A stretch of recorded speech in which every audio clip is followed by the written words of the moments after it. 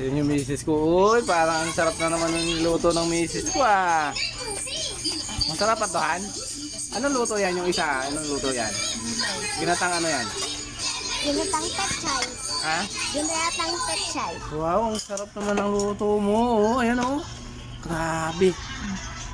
Parang hindi ako mapapakain ng marami nito ah.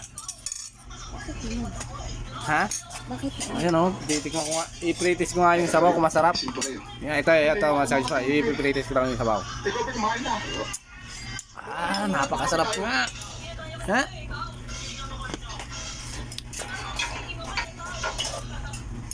Ayan, yung misis ko nagluluto ay kumukuha pa ulit siya ng sabaw kasi kukulangin eh. Ayan o. Tamang-tama kasi mga Charles Vlog. Magbiyahe ulit ako kay Lalamove.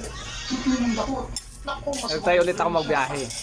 Ngayon, ayos naman yung kita ko kanina kasi kumita naman ng tama.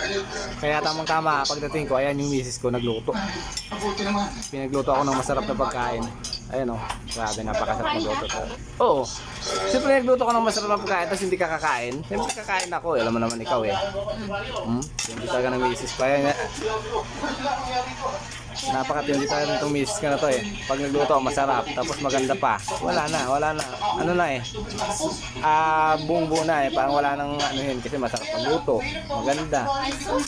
Wala na. Napangahanapin mo sa misis ko. Wala na. Pagdating mo sa bahay, kakain ka na lang. Hindi ka napagod. Hindi pagod. Pagdating sa bahay, kakain, hihiga-higa. Hihiga-higa na. Tapos, siyempre, kakain muna ng napakasarap. Ayan o. Napakasarap na luto ni Mrs. Ayan o. Siya yung naglalagay ng kanin sa akin. Oo, di ba? Ang tindi talaga. Ang tindi ko ah. Sabagay, minsan lang naman. Minsan sa lagi, di ba? Ha, di ba? Oo.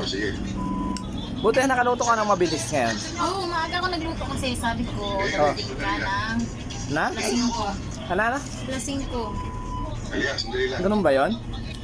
Tingnan mo yung luto mo kung masarap. Tingnan, tubo ka nga. Tingnan. Di ba ba? Ayan, ipipritis niya daw yung luto niya. I-taste niya oh. Sarap? Patingnan mo ka. Ko masayo. Bakit yung luto mo? Patingin mo ka. Thank you Lord sa pagkain na niluto ng misis ko. Napakasarap. Ang luto eh. Thank you sa safe na napagbiyahe ko kanina. Nakauwi ng maayos. Kain ka na. Ayan yung misis ko. Ipipritis niya na, di ba? Oh, di ba? Sarap. Ako na makakain ngayon. Bye-bye. Kakain po muna kayo mga Charles Vlog. Han, bye-bye ka na muna, Han. Bye-bye ka din. Bye.